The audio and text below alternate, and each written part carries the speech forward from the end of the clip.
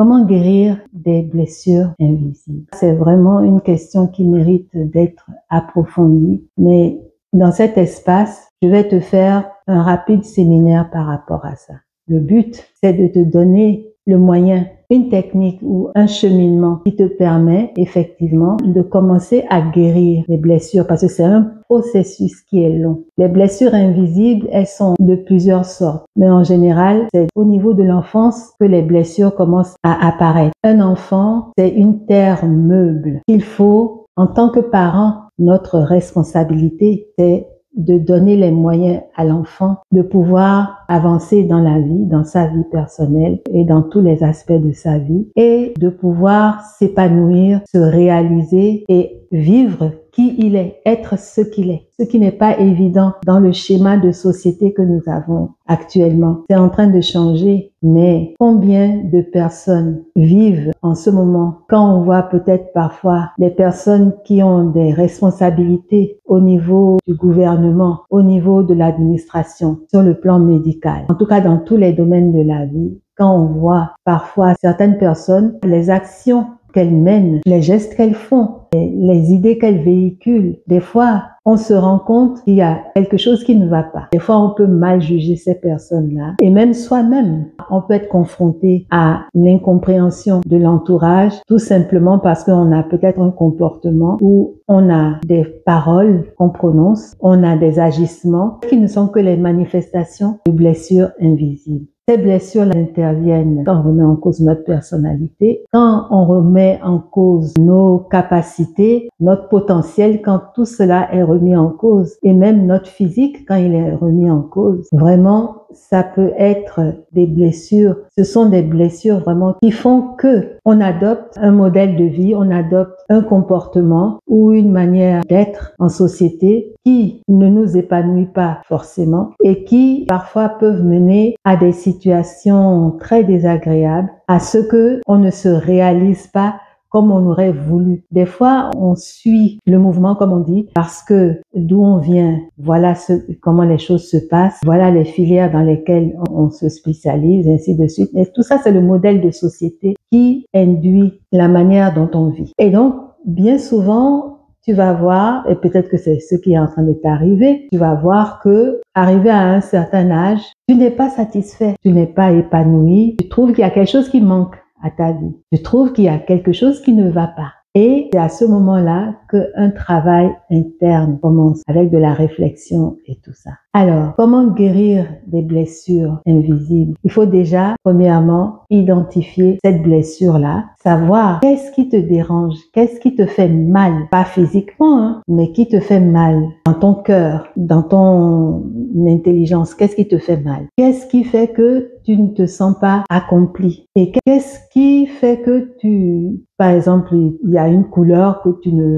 ne porteras jamais ou que tu ne veux pas porter, ou il y a des gens que tu ne veux pas fréquenter, alors que tout te pousse vers ces personnes-là peut-être, ou vraiment bref, tout ce qui te fait te sentir mal à l'aise avec toi-même déjà pour commencer. Et ensuite, quand tu te retrouves au milieu de personnes, quand tu te retrouves en société, en famille ou autre, tu sens que ça ne va toujours pas, mais tu n'arrives pas à t'exprimer. Il y a quelque chose qui t'empêche de t'exprimer comme tu le souhaiterais, tout simplement parce que quand quelqu'un t'a dit quelque chose, on t'a dit quelque chose qui a fait que tu t'es senti peut-être diminué, on t'a dit quelque chose, on t'a lancé des paroles qui ont fait que tu t'es senti blessé, tu t'es senti non qualifié, tu as senti, c'est comme si toi, tu n'avais pas la même valeur que l'autre. Plein de petites choses comme ça peut être à la maison, comportement entre frères où les parents, tu as l'impression qu'ils préféraient ton frère ou ta sœur à toi. Il y a beaucoup de situations comme ça où le comportement des autres nous a blessés. Ce n'est peut-être pas des paroles, mais c'est simplement une manière d'être avec eux. Et ça, il faut arriver à l'identifier. Donc, il faut commencer par identifier la raison du mal-être, la blessure en question. Et pour ça, c'est un travail d'introspection. C'est-à-dire, il faut que tu décides un jour, tu te mets à un endroit Et s'il le faut, tu te prends un cahier, un carnet ou un bloc-notes avec un stylo et tu commences à peut-être à écrire ce qui t'arrive, les premières idées qui viennent, qu'est-ce que tu n'as pas apprécié et surtout identifier les émotions que cela a provoqué chez toi. Est-ce que c'est de la honte? Est-ce que c'est de la colère? Est-ce que tu t'es senti dévalorisé? Tu t'es senti oppressé? Donc, c'est des choses qu'il faut arriver à identifier. Et tu accueilles tout ça sans jugement, juste les faits et les sentiments que cela a provoqué, les émotions que cela a provoqué, les sensations que cela a provoqué chez toi. Une fois que tu as identifié ça, tu peux décider de faire le travail, un travail interne pour redresser, pour te guérir. Et pour ça, tu as des aides. Tu peux demander de l'aide. Le fait de passer par ce processus n'est pas une erreur. Tu n'as pas à avoir honte. Il faut s'accepter tel qu'on est. Savoir qu'on est comme ça, on ne pourra rien y changer. Maintenant, c'est à soi de faire en sorte que la personne qu'on est puisse se réaliser dans l'environnement où elle se trouve. Donc, je le disais, tu identifies la blessure, là où les blessures, tu identifies le sentiment que cela a réveillé en toi et tu peux décider de faire ce travail-là, de guérir de cette blessure. Et pour ça, tu peux demander de l'aide, tu peux aller voir un thérapeute, tu peux aller voir un coach, tu peux peut-être même trouver quelqu'un dans ton entourage, dans ta famille ou un ami ou une amie, quelqu'un de bienveillant que tu sais qu'il pourra écouter sans te juger. Et tu peux parler à cette personne-là. Et le fait de parler déjà, ça libère beaucoup et ça permet aussi d'avoir parfois une idée claire de la situation dans laquelle on se trouve. Autre chose, tu peux aussi faire tes recherches. Il y a des livres qui existent et qui te permettent justement d'effectuer ce travail-là de guérison. Et sache que la guérison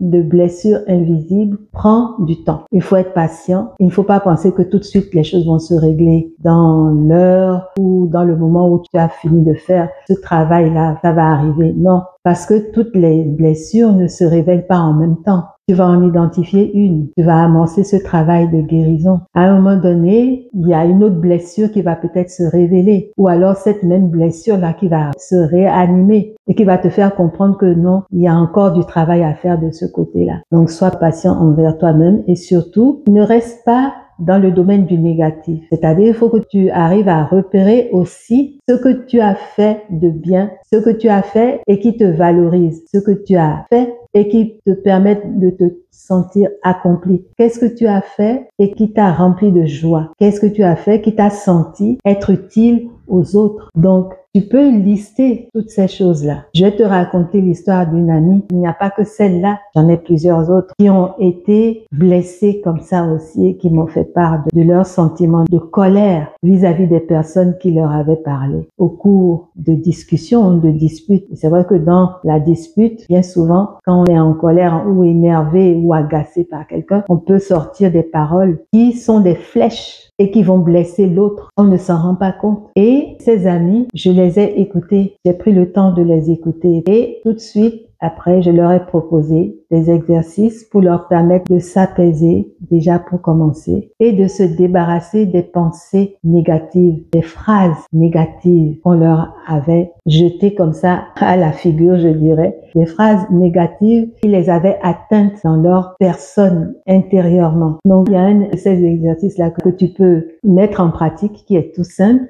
et toujours basé sur la respiration. Dans l'exercice, tu te mets dans un endroit calme, un endroit sécurisé. Tu peux être soit assis, soit debout. Et tu vas effacer symboliquement parlant, mais c'est un exercice qui est très puissant parce que le cerveau, il ne fait pas la distinction entre ce qui est réel et les images provoquées. Tu peux être dans une situation où tu vois directement la chose et le sentiment que cela te procure, la sensation, elle est là. Mais quand tu imagines aussi une scène, tu imagines des circonstances, tu vas voir que ton corps réagit de la même manière. Tu vas sentir que, voilà telle image, voilà ce qu'elle m'évoque. Voilà pourquoi, si tu fais attention et quand tu as des pensées qui te mettent en joie, tu vas voir que quand tu repenses à ce souvenir-là ou à cette image, tu le matérialises dans ton intelligence, tu te le représentes, tu vas te sentir bien. De même, quand tu repenses à une situation où tu t'es énervé, tu as été mis en colère ou tu as été humilié, quand tu repenses à cette situation, la manifestation physique que tu as eue à ce moment-là,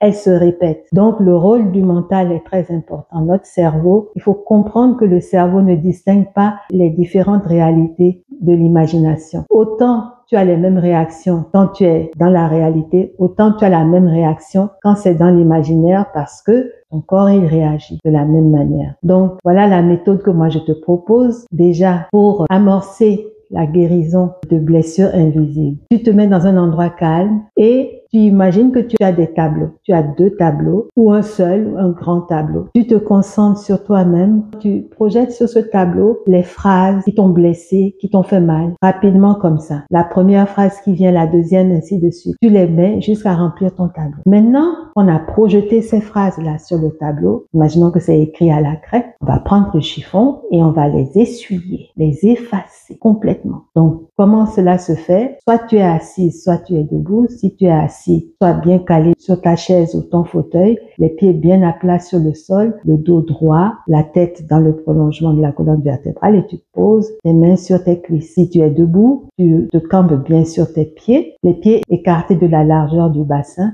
tu as les épaules bien relâchées, les bras le long du corps et tu inspires en levant les bras à l'horizontale, les paumes tournées vers l'avant. Comme ça.